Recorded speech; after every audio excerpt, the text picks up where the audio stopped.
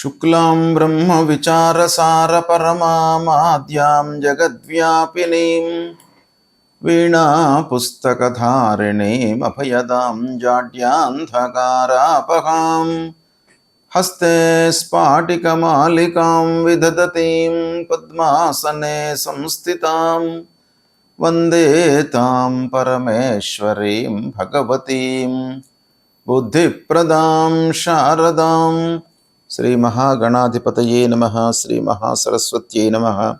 శ్రీ గురుభ్యో నమః.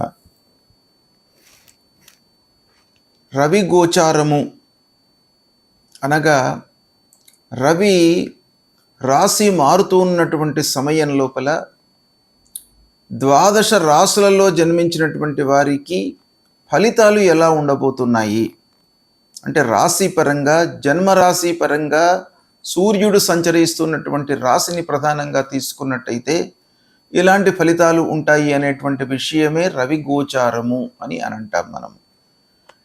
అయితే 17 ఆగస్టు 2026 నుండి 17 సెప్టెంబర్ 2026 మధ్యకాలంలో సూర్య భగవానుడు స్వక్షేత్రమైనటువంటి సింహరాశిలో సంచరిస్తున్నాడు.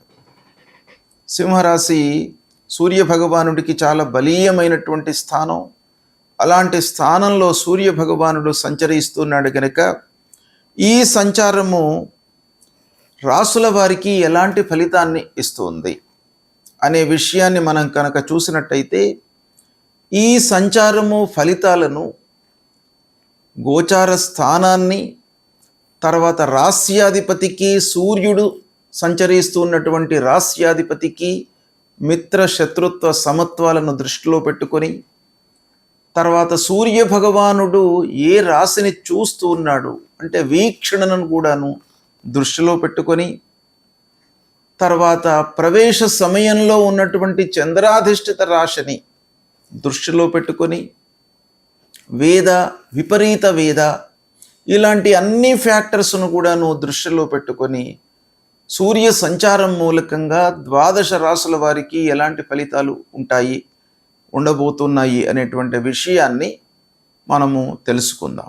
కర్కాటక రాశి వారికి రవి గోచారము అంటే సూర్యుడు 17 ఆగస్టు నుండి 17 సెప్టెంబర్ మధ్యకాలంలో స్వక్షేత్రమైనటువంటి సింహరాశిలో సంచారం చేస్తున్నాడు.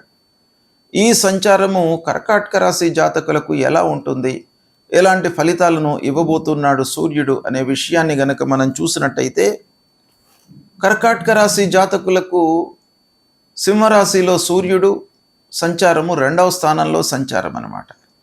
అంటే 2వ స్థానంలో సంచారము గోచార రీత్యా ప్రతికూలం. అయితే సూర్యుడు తర్వాత ఈ కర్కాటక రాశికి అధిపతి చంద్రుడు, వీళ్ళిద్దరికీ మిత్రత్వం ఉంది. కాబట్టి మిత్రుల యొక్క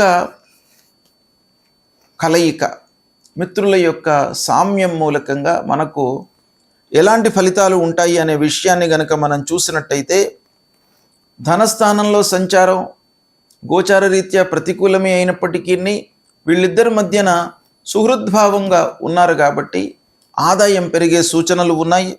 కుటుంబంలో గౌరవం పెరుగుతుంది. అయితే మాట లోపల మీరు కఠినత్వాన్ని కొంత తగ్గించుకోవాలి.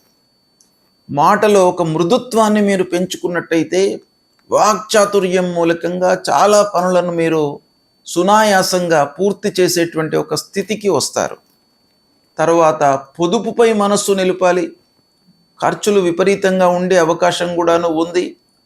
కాబట్టి ప్రతి నిమిషం లోపల కూడాను సంపాదన కంటే కూడాను పొదుపుపై మీరు ఆలోచన పెట్టండి. ఇకపోతే సూర్యుడు 2వ స్థానంలో ఉంటూ సప్తమ దృష్టితో అష్టమ స్థానాన్ని చూస్తూ ఉన్నాడు. ఈ అష్టమ స్థానంలో చూడడం మూలకంగా కొంత ఆకస్మికమైనటువంటి ఇబ్బందులు, ఆరోగ్య సమస్యలు తలెత్తే సూచనలు ఉన్నాయి. కాబట్టి ఆరోగ్యపరంగా మీరు కొన్ని జాగ్రత్తలు తీసుకోండి. ఇకపోతే వేద వలన ఖర్చులు విపరీతంగా ఉండేటువంటి సూచనలు కనబడుతున్నాయి ఈ సమయంలో. కనుక ఖర్చులు ఉన్నాయి గనక మీరు ఏం చేయాలి, పొదుపుపై మనస్సు నిలపాలి. అయినంత మట్టుకు ఖర్చులను నియంత్రించుకోవడానికై ప్రయత్నాలు చేయాలి. ఇక తామ్రమూర్తిగా సంచారం చేస్తున్నాడు. ఇది కూడాను మీకు కలిసి వచ్చేటువంటి అంశం. ఈ విధంగా కర్కాటక రాశి వారికి సూర్యుడి సంచారం మూలకంగా ఓవరాల్గా మీకు మంచి ఫలితాలు ఎక్కువగా ఉన్నాయి. అయితే సూర్యుడి యొక్క దృష్టి అష్టమ స్థానం పైన పడుతుంది గనక ఆకస్మికమైనటువంటి ఆటంకాలకు అవకాశం ఉంది. కనుక దాన్ని అధిగమించడానికి మీరు ఒక ప్రణాళికతో ముందుకు వెళ్ళండి, సత్ఫలితాలను పొందుతారు. రవి గోచారము అంటే రవి సంచారం మూలకంగా మనకు కలిగేటువంటి ఫలితాలు చాలా ముఖ్యమైనటువంటివి. రవి ప్రధానమైనటువంటి గ్రహము. 9 గ్రహాల లోపల సూర్య భగవానుడికి అత్యంత ప్రాధాన్యత ఇచ్చారు ఫలిత భాగం లోపల. కాబట్టి అలాంటి సూర్యుడి గోచార రీత్యా 3, 6, 10, 11 స్థానాలలో సంచరిస్తున్నప్పుడు శుభ ఫలితాలను ఇస్తాడు. అంతేకాకుండా రాశ్యాధిపతికి సంచారం చేస్తున్నటువంటి రాశి అధిపతికి మిత్రత్వం ఉన్నట్టయితే కూడాను కొన్ని విషయాలలో మంచి ఫలితాలు జరుగుతాయి. వేద అంటే ఈ గ్రహము సంచరిస్తున్నటువంటి సమయంలో స్థానాన్ని బట్టి మిగతా స్థానాలలో ఒకవేళ పాపగ్రహాలు కానీ ఉన్నట్టయితే తదనుగుణంగా వేద గోచారము, వేద ఫలితం అనేటువంటిది ఉంటుంది. కనుక వీటన్నిటిని కూడాను దృష్టిలో పెట్టుకొని చూసినట్టయితే ప్రతికూల స్థానాలలో సంచరిస్తున్నప్పుడు సూర్యభగవాను అనుగ్రహం చేసుకోవడానికి, అంటే మంచి ఫలితాలను ఇవ్వడానికి, దుష్ప్రభావము లేకుండా ఉండడానికి మనం పరిహారాలు చేసుకోవాలి. అందులో సూర్యభగవానుడు ఆరోగ్య ప్రదాత, ఆరోగ్యమే మహాభాగ్యము, అన్నిటికీ కూడాను మూల కారణం. కాబట్టి ఆరోగ్య సమస్యలు రాకుండా ఉండడానికి, మానసికంగా ఒక స్థితి లోపల ఉండడానికై సూర్యభగవానుడికి ప్రతినిత్యం కూడాను మీరు అర్ఘ్య ప్రదానం చేయండి. 3 సార్లు నీళ్లు వదిలిపెట్టడము సూర్యుడికి ఉదయం పూట, ఉదయం సూర్యోదయ సమయంలో, లేదా కొంత 8 లోపు మీరు అలాంటిది చేసినట్టయితే సూర్యుడి యొక్క అనుగ్రహం లభిస్తుంది. ఆదిత్య హృదయాన్ని ప్రతినిత్యం కూడాను పారాయణం చేయండి.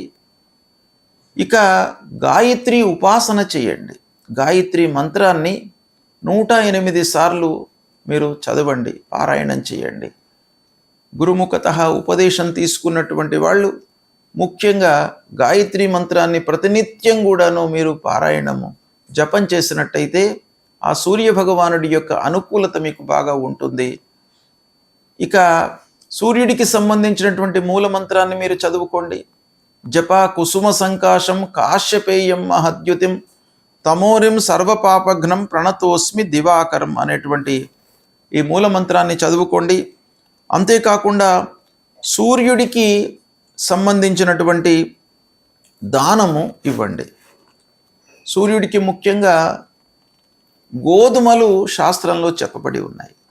కాబట్టి గోధుమలు, ఎర్ర వస్త్రము ఇవి దానంగా ఇచ్చినట్టయితే సూర్యభగవానుడు సంతోషించి మీకు అనారోగ్య సమస్యలు రాకుండా మిమ్మల్ని కాపాడుతాడు. కాబట్టి ఇవి చెయ్యండి, సంతోషంగా ఉండండి. శుభం.